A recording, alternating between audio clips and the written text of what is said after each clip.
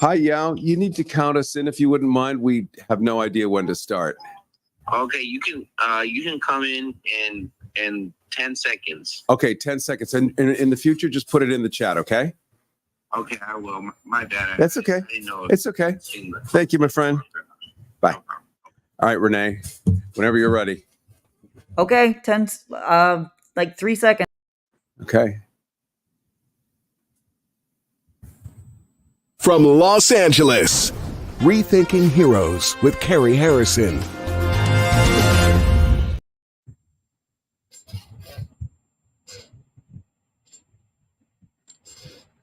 From Los Angeles, Rethinking Heroes with Carrie Harrison. I've spent a decade taking a bite out of conspiracy theories, unraveling urban legends, and grappling with worldwide top secret issues. I've even racked up some of their awards. Wow, I mean, first of all, what a question. Journalism is about telling the truth, all while ferreting out the bottom line. I'm a Harrison Hellraiser. Uh-oh, with me, Carrie Harrison, as your guide. Rethinking Heroes with Carrie Harrison. This is Rethinking Heroes Live. Glad to have you aboard. Apparently we have some new people working here and there. So I don't know what you heard or didn't hear, but it's always fun to have a peek behind the curtain and see how stuff actually works. Want to welcome you today. It is, of course, the imminent Memorial Day, where we remember what? We don't remember. Fact, we remember to have barbecues. That's what we remember. We remember things are on sale. That's what we remember. We're going to look into that. We're also going to talk about UFOs today because, as you know, Congress, celebrated Air Force people are all exploring that. We're going to get into all of that as well. So we're going to touch on a little bit of each and acknowledge maybe something like actual living veterans and what we could do to keep them from committing suicide. That's just going to be a small portion, okay? But I want to let you know there's some cutting edge technology out there that looks like it's going to be changing the landscape to that end. And it is actually important since, well, let's just say you're over 70 in this country. You served. There, done. Giant population, so let's just not pretend it's a couple of guys on the History Channel. Oh, no.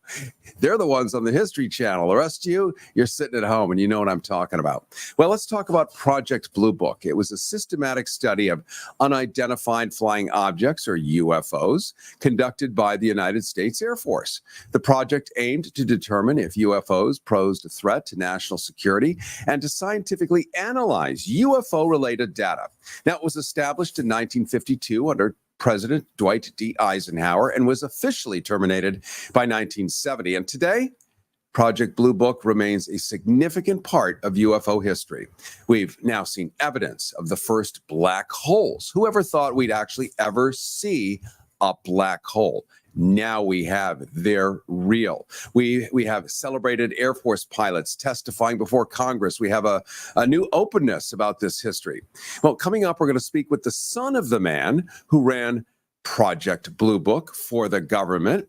What did they really find out? Well, we're going to hear it directly from Paul Hynek, whose father was Alan J. Hynek, the subject of the groundbreaking series on the History Channel. But now, let's go to an Eisenhower herself, Laura Eisenhower, the great-granddaughter of President Dwight D. Eisenhower, whose research and insider family access will shed even more light on the subject.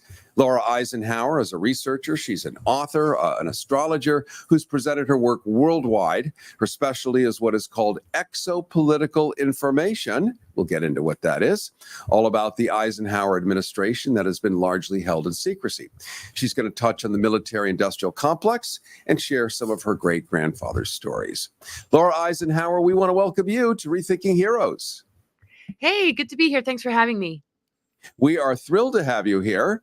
I don't have Eisenhowers on every week. I don't have Nixons on. I don't have Clintons on. We talk about them, but it's great to have the real deal here. Our radio listeners and viewers are probably most familiar with your great-grandfather's cautionary line warning Americans of the military-industrial complex. Still played in black and white, still played all over the place, still one of the most recognizable phrases. Perhaps you could walk us through what that means to you, having grown up as an Eisenhower insider.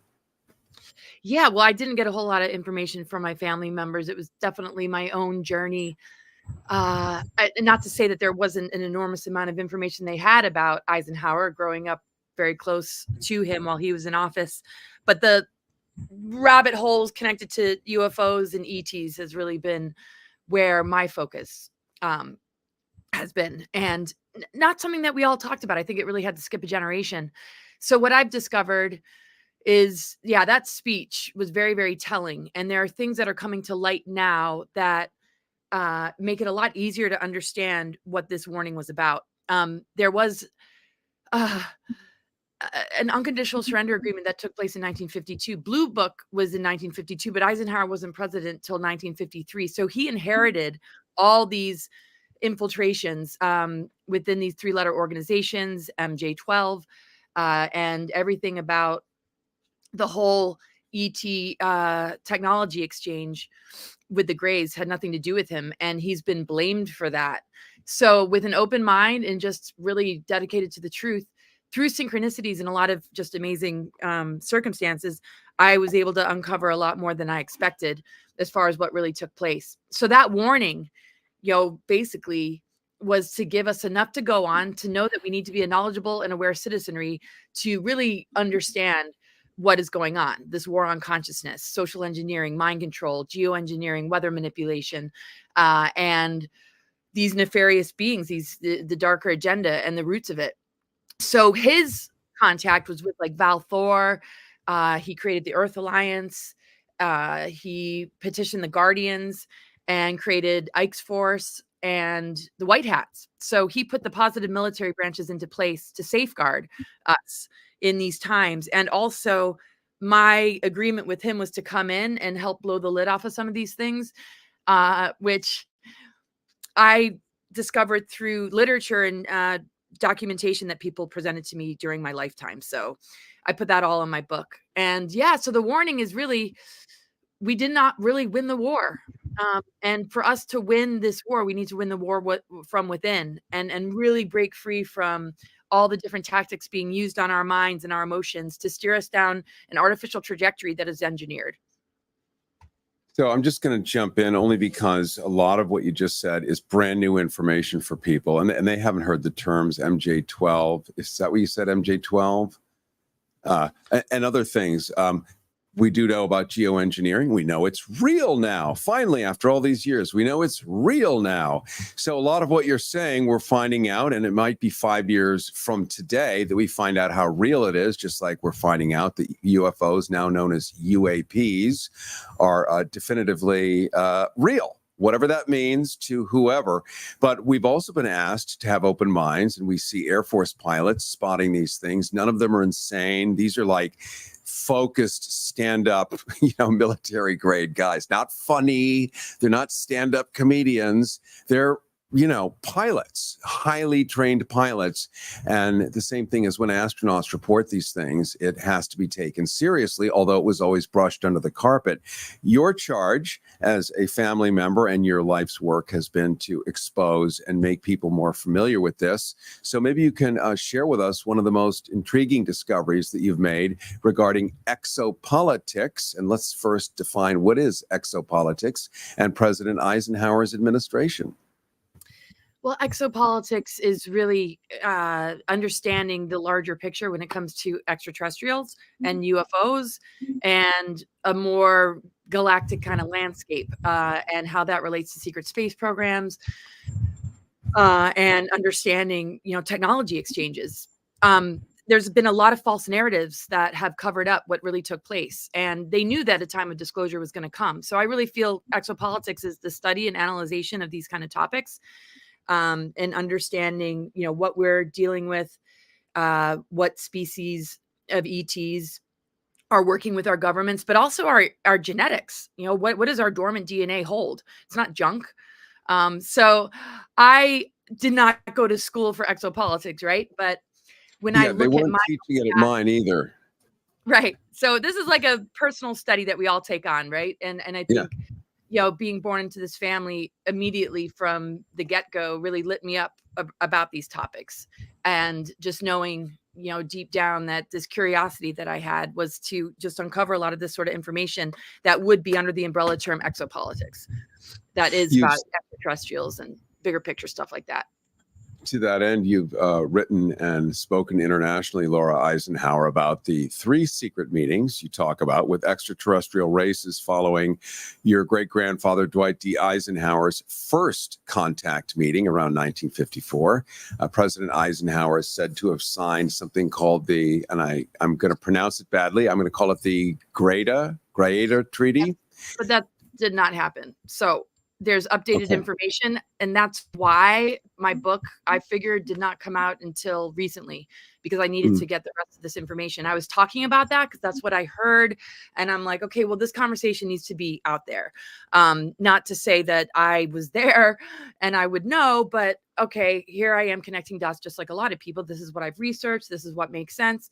And then I met the senior advisor to the Earth Alliance that said Val Thor worked directly with Eisenhower, and he warned about the Nordics and the Greys. The first contact was not, Eisenhower signing treaties was not Eisenhower. That power was divested into the hands of MJ-12, and this shadow government began to grow. And help us with MJ-12, because not everyone knows what that is.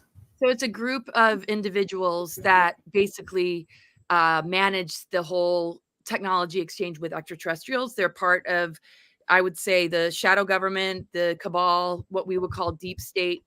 There are many different levels and compartmentalization when we look at all of that. That in 1952, an unconditional surrender agreement took place, which really took the power away from the president. There was like 20 levels of top secret information that was not accessed by the president. But through the help of Val Thor, he was able to understand what really took place. So Admiral Byrd tried to invade the Nazi underground base in Antarctica, and the Nazi occupation there, that did not go well. And then in 1952, that's when the UFOs flew over the Capitol. This was when there was an unconditional surrender agreement. That was actually what they are claiming to be the Greada Treaty. That was when the real technology exchange happened. And that actually was, that had already happened in 1929, in the 1930s and 40s. But what we hear is that there was just this Greada Treaty in 1954. In actual fact, in 1954, Eisenhower invaded Dulce underground base to try and take out the Greys. So they don't want you to know this. They want to blame the well-intentioned man that's not a part of this bloodline. Background is Mennonite farmers. He lived very, very close to the land. He's actually German ancestry. So you see a lot of false narratives being steered. And so I'm kind of like born to like just have the windshield wipers as it all comes being thrown at me, kind of like answered to this, like, what did your family member do? And so without being biased, I just explored. And this is what I ended up discovering from the senior advisor to the Earth Alliance. So when we look at disclosure related topics, we want to make sure it's connected with the Earth Alliance. There's a lot of benevolent seeming beings, part of the problem reaction solution game with their advanced technologies that we have to be very careful of and very discerning about. So I think that was also the warning, because military industrial extraterrestrial complex, congressional complex, and all of the members of Congress were a part of this unconditional surrender agreement. So I think that was what he was alluding to and warning us about. But that information could not be shared until now. And that was safeguarded as these positive military branches doing their projects, doing their missions. And we hear about the white hats and this and that. But he signed an executive order saying that if things got too far, that participants of Ike's Force would be able to begin to blow the whistle on this so that we would know what we were up against. We're talking to Laura Eisenhower, the great-granddaughter of President Dwight D. Eisenhower. She's a researcher, author, and an astrologer who has presented her work worldwide, focusing on the military-industrial complex and exopolitical information. That would be basically the political nexus between us and whatever extraterrestrial forces, beings, whatever, that communication. And she's talking about the Eisenhower administration that has been largely held in secrecy, asking everyone to have an open mind, including me, because my mind is so sealed tight like the butthole of a tiny rabbit. And it needs to be pried open endlessly because I am cynical. I like gravity. I like to see it, touch it, smell it, taste it. So, but what I do know, Laura, and this is why it's interesting, I do know for a fact about quantum physics. I do know that my sister just returned from the Monroe Institute in Faber, West Virginia, where the CIA spooks hang out and do remote viewing for real. I've seen the spoons that she's bent with her mind. So I know this stuff is real. I just, it's hard when it comes in a giant gourmet meal. It's easier when it comes in a tiny Ziploc one at a time.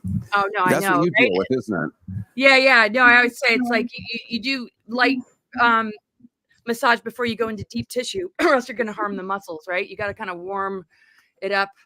And same thing, with just like little bites instead of the enormity of all this. And I think my book is really the enormity.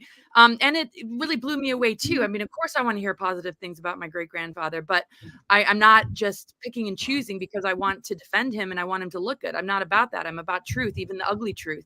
So that's why I was talking about the Greada Treaty. I didn't have anything else to go on. I just knew there must have been something. He must have been manipulated or compromised or threatened, because I know the heart of this man on a spiritual level. And I'm very familiar with him from beyond this lifetime. So when I discovered this about what took place in 1952, it made a lot more sense. And the dots really began to connect with the whistleblowers that I've met from Ike's Force, the USMC Special Section, that were created to keep the MJ-12 boys in check, even off planet. I was recruited to go off planet to Mars, but it wasn't a part of an MK Ultra sort of family thing. It came in from outside, and they wanted to divert me and take me off planet because through Looking Glass Technologies and through it being leaked, they knew a descendant would be born to expose this stuff. So they pre-targeted me before I was born, because Eisenhower was told by the star beings that there'd be a migration of souls, including a family member that would bring about the truth. So this is written in a book that was handed to me. And so some people might be like, wow, she's kind of full of herself. And I'm not, quite the opposite. But I'm like, all right. I mean, obviously I have this mission. So it's a lot to swallow that, we didn't win the war. We know there's a war on consciousness. We know there's indoctrination, social engineering. We know our children are being massively targeted with gender confusion, and that our food is tainted. And there's a lot of engineered psyops and false flags and a lot of trickery and fakery.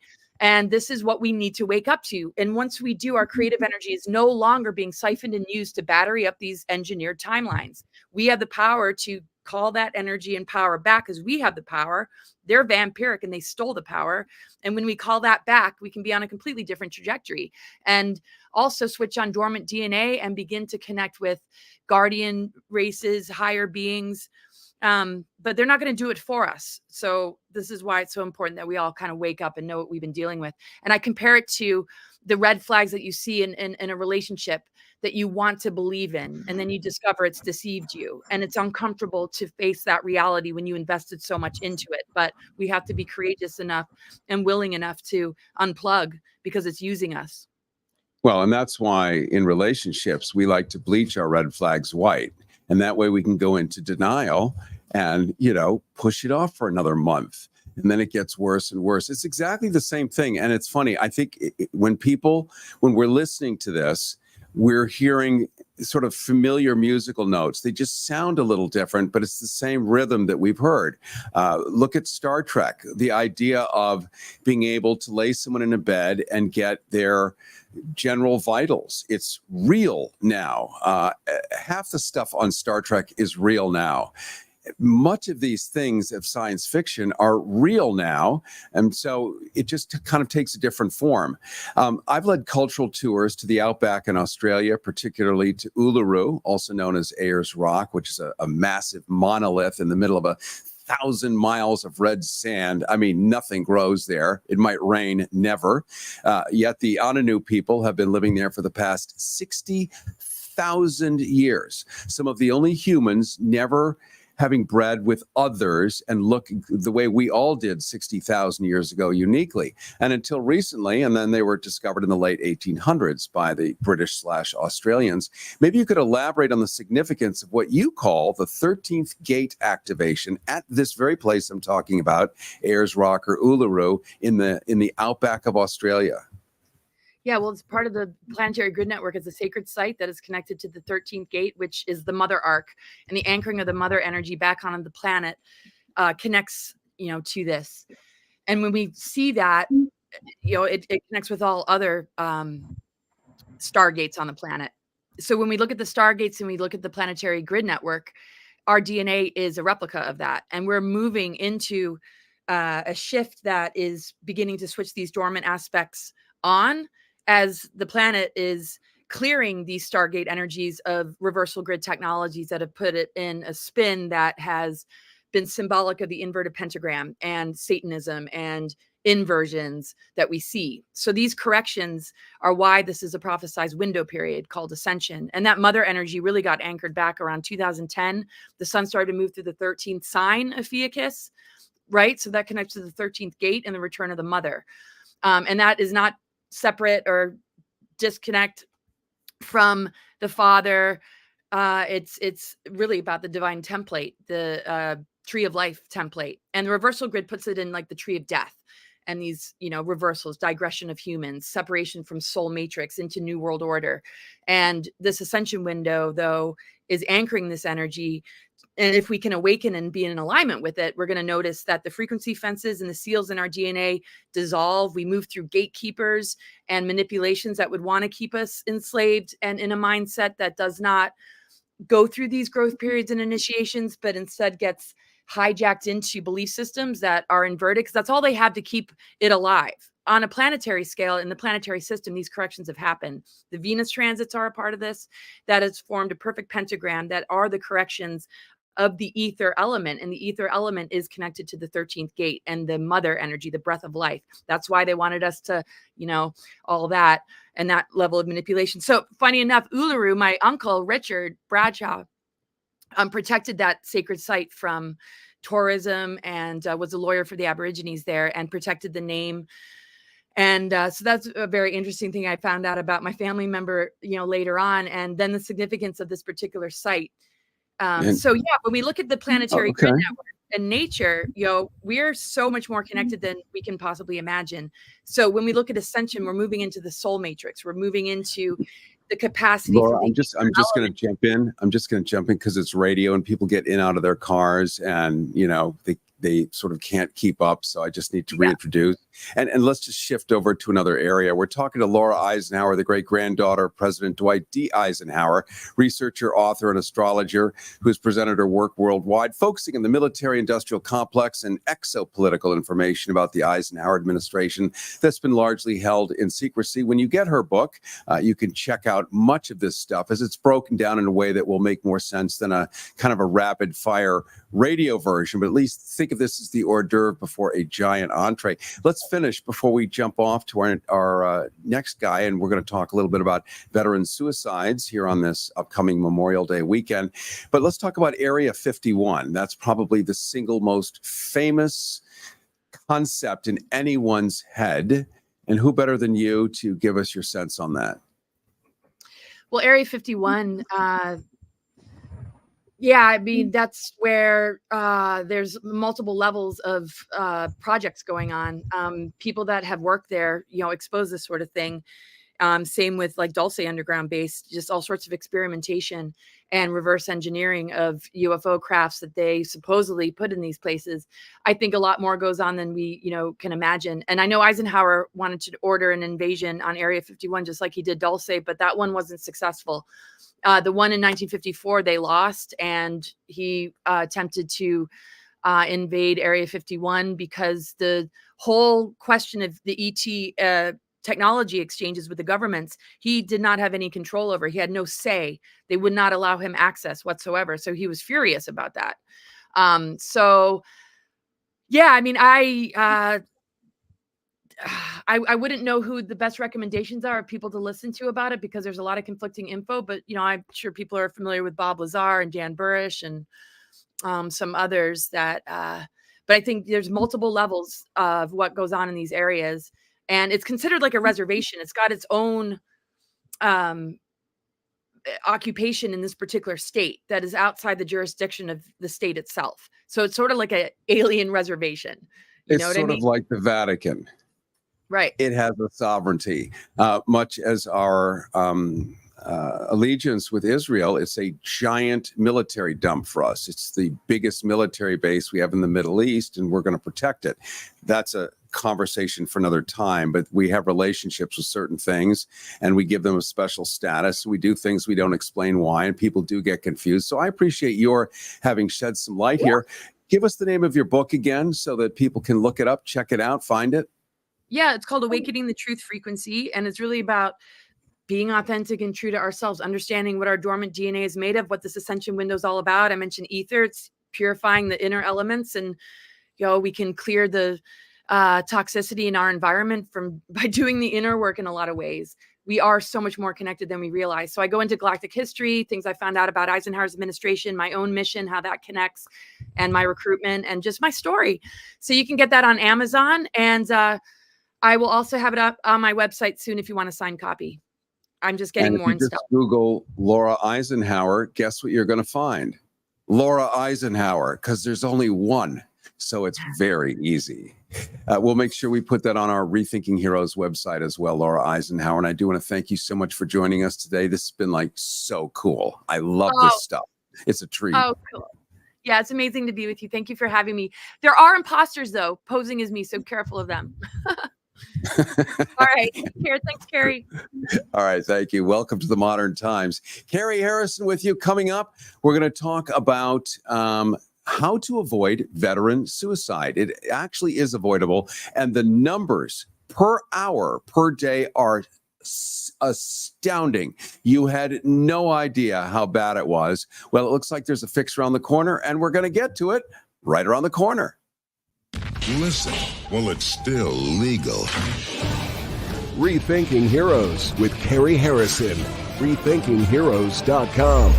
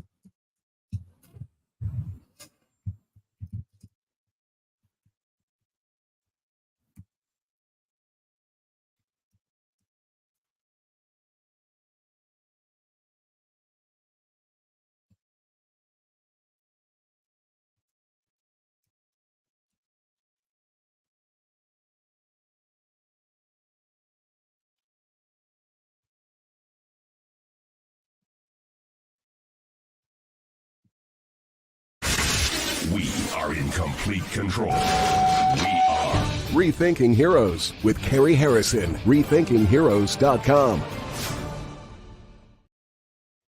It is Rethinking Heroes. Carrie Harrison with you. Don't forget, you can go to RethinkingHeroes.com and see a lot of the episodes as videos, because we do this as TV as well as radio here.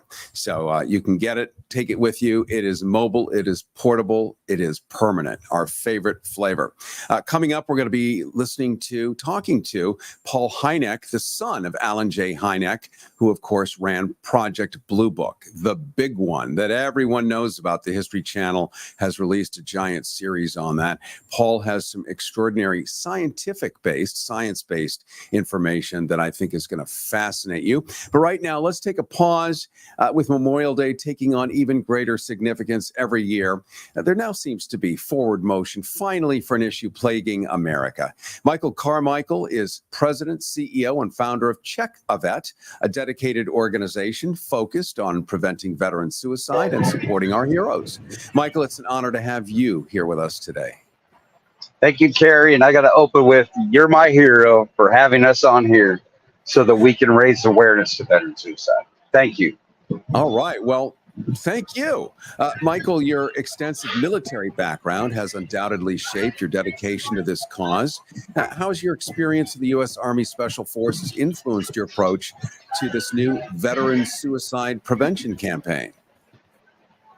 I would say really the only things that have translated completely are my abilities to engage people, to plan and resource missions. But with regards to, did I learn how to prevent suicide, or did I learn how to speak in front of a wonderful show like I'm on right now? I didn't know how to do none of this. So again, can you hear me? Yeah, I do. I just wanted you to speak on a wonderful show like this. I only get to hear that 10 times a day. I want to hear it 11. I'm just kidding. I'll give you your 10 right now. Let's talk about what you're doing. It's called Check a Vet.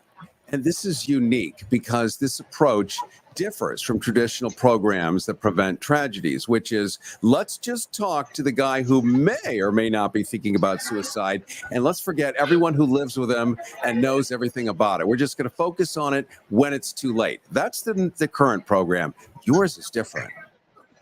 Absolutely. We need Americans to know that this is a nonprofit that they can actually be involved in. This is something that they can make a difference with, not only to their veterans, but to their neighbors and friends. When you peel the camouflage back off of Check a Vet, what you're left with is love your neighbor. So let's all come together, be the base of support for each other.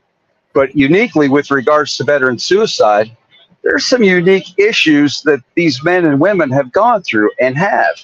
So nationally, we need to raise awareness to veteran suicide. You see behind me a number. That's the VA number. Good luck finding it, because the only place I've seen it is on our branding and on our website.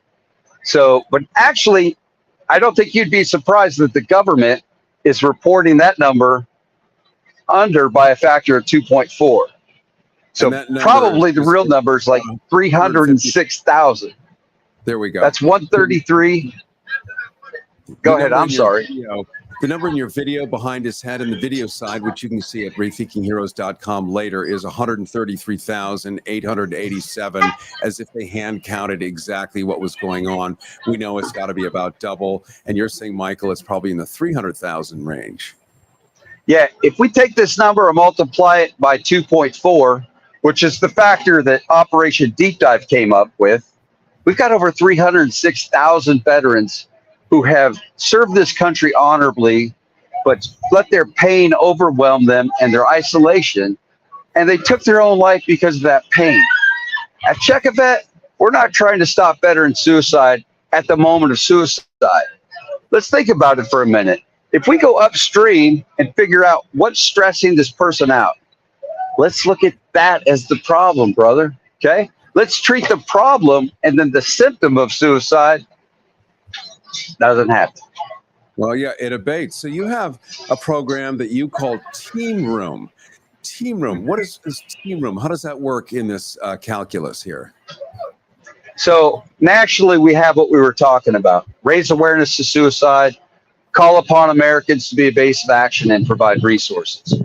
But at Check a Vet, we really want to have an impact on veteran suicide spread down to every community level. As our my brothers and sisters separate, there's, I think, a misunderstanding that the whole problem is their loss of identity and sense of purpose. In my opinion, Gary, and I love to say that there's never a wrong answer afterwards, that's only a third of the problem. We need to get these men and women back on a team. That's why we call it Team Room. So Team Room is a peer-to-peer support group in the style of AA, but nothing to do with AA.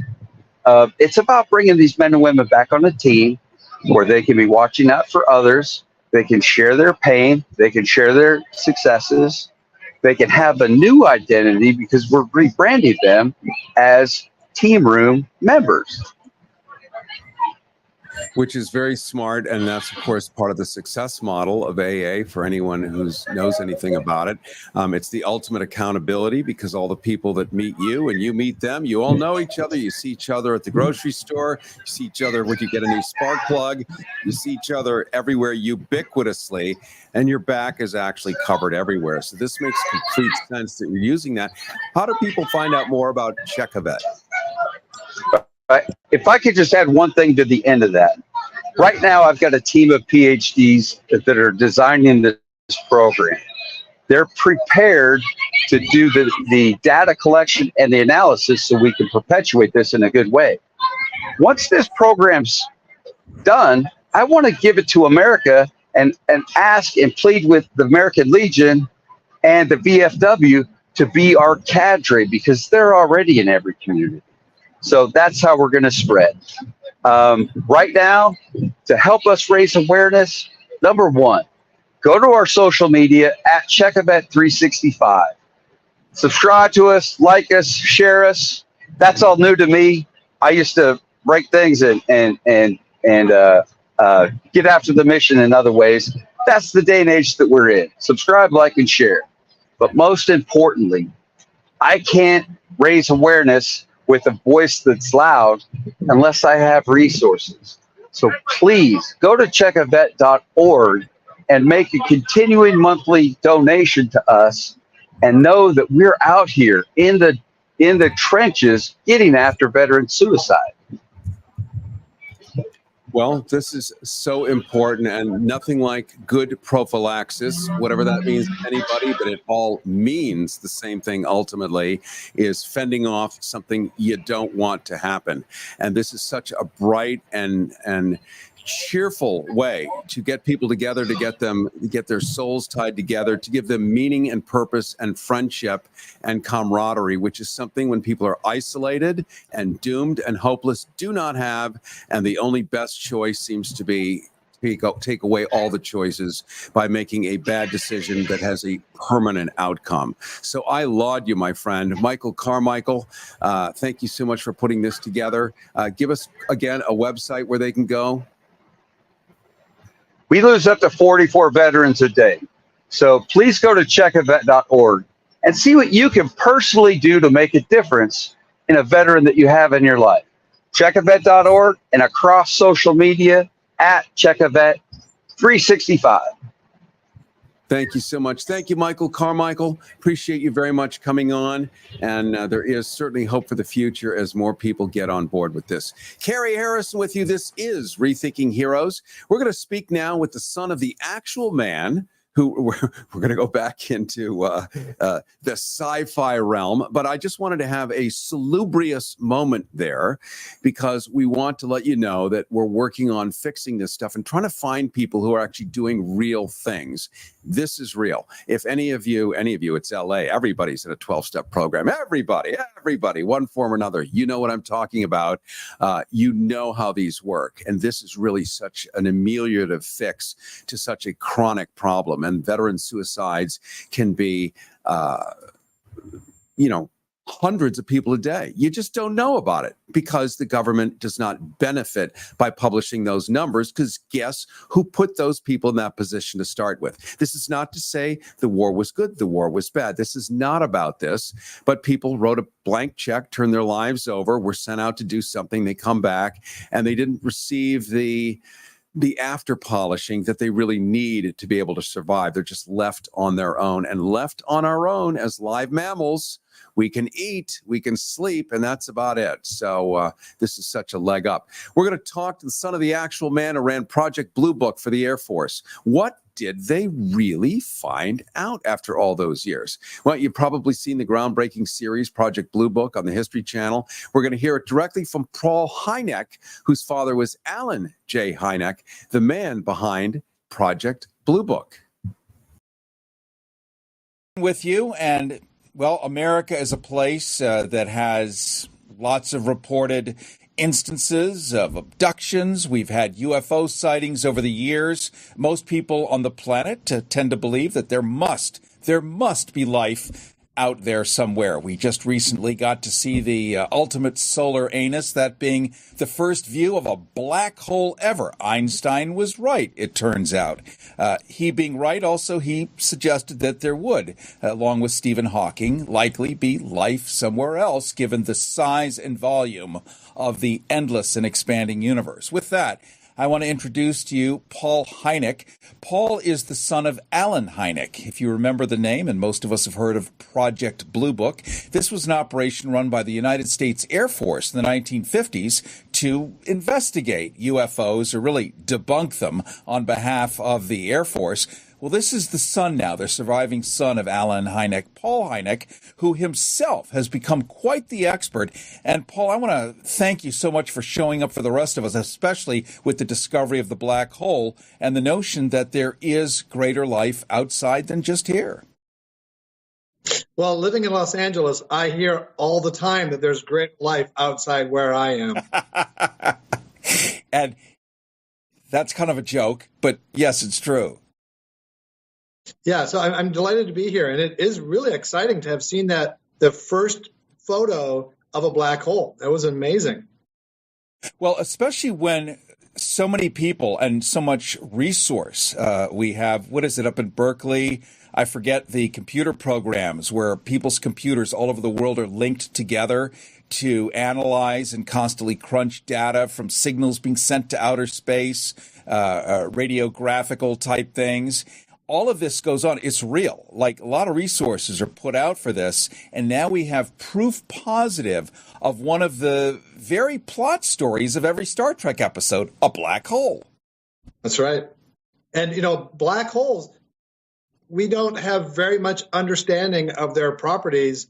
And yet that's still considered part of light energy and light matter, and dark energy and dark matter, about which we haven't the faintest idea, comprises about 96% of the known universe.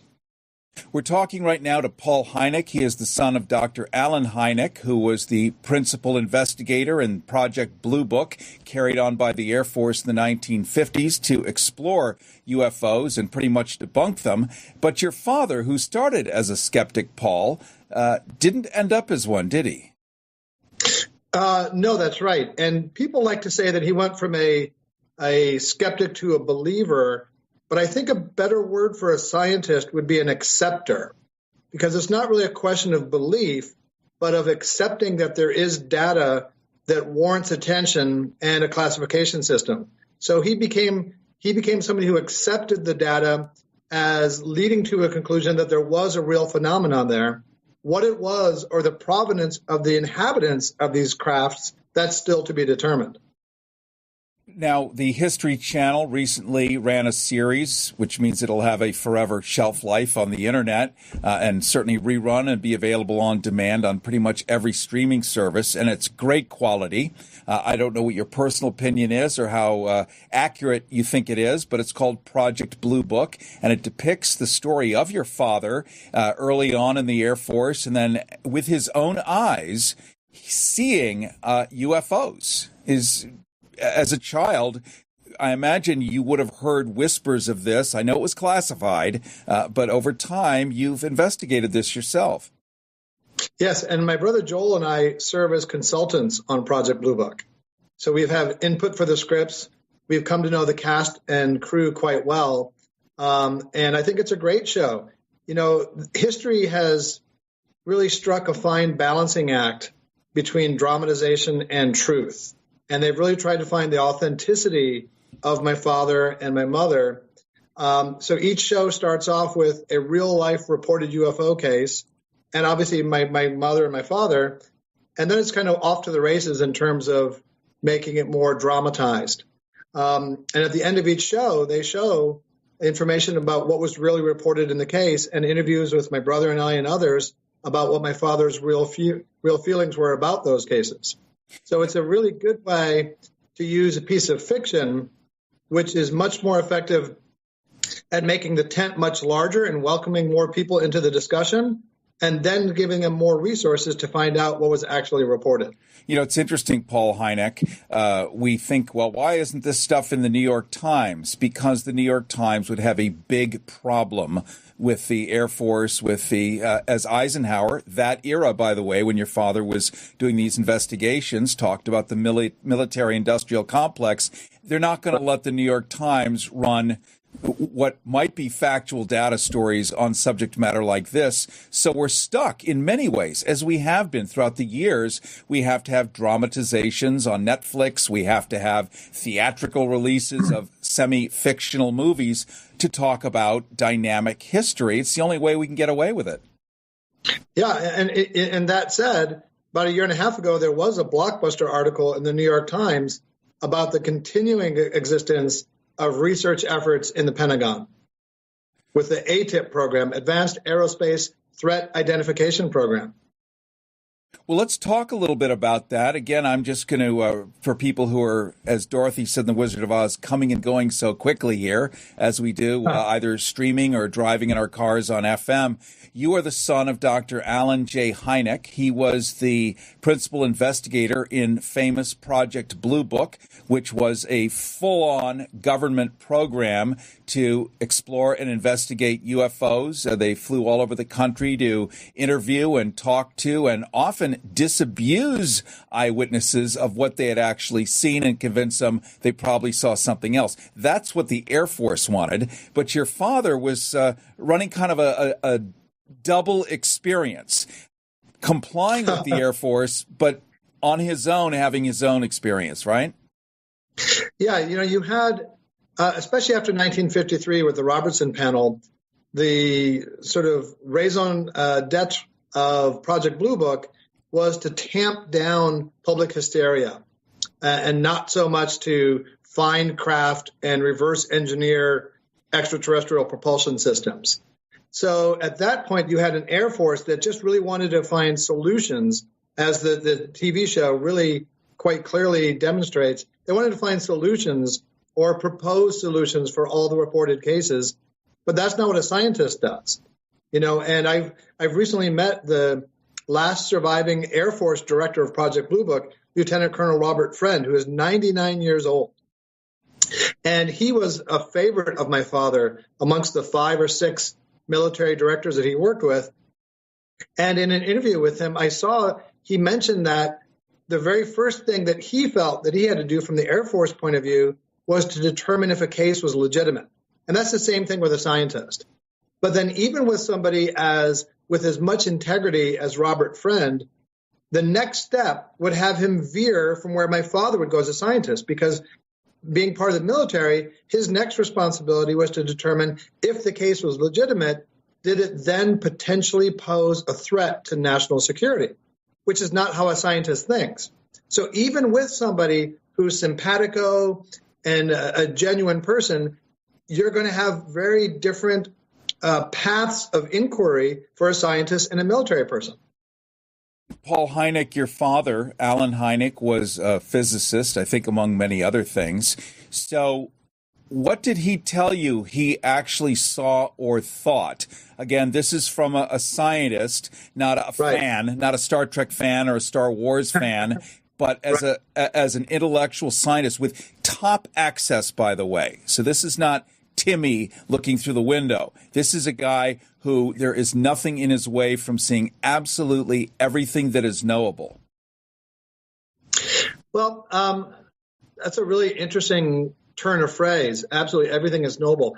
I'm not sure that he had access to everything. I don't know if anybody in the government has had access to everything, because it's so highly compartmentalized. And you have these sort of turf wars and different fiefdoms, even inside just the Air Force, much less the overall intelligence and military communities. So my father saw a good deal of information, but what he really felt was the most compelling was the sheer weight of the combined total of the really good cases, because that's something that's not doctored by the military, interpreted, viewed through their kind of lens. That's just direct reports from people out in the field. And some of the cases, including Air Force pilots, which my father thought were particularly compelling, because how could the Air Force deny reports by their own trained employees? And so my father thought that the real merit was in looking at all the cases, classifying them, and seeing where the chips would fall from a rigorous scientific examination of the cases themselves. I would think, Paul Hynek, that one of the most compelling things, exactly to the point of your father, is Air Force pilots, many of whom had never met each other, all having a very similar experience. How you have a mass hallucination, it just sort of doesn't really happen. Them all hearing songs, right. With Air Force pilots who are highly trained, have very good vision, respond well under pressure, and you have cases where you have multiple Air Force pilots seeing the same thing, and you also have radar corroboration. And then another point as to the motivations of the witness, they have nothing to gain by reporting these sightings, nothing whatsoever, and yet they keep coming in. Now, your personal explorations, experience, research into your father's research, I think it's fair to say you're a believer, right? I would say, like my father, I'm an acceptor. So break down, what is it you accept so that we can all have, let's just say, a more sober view of the potential out there?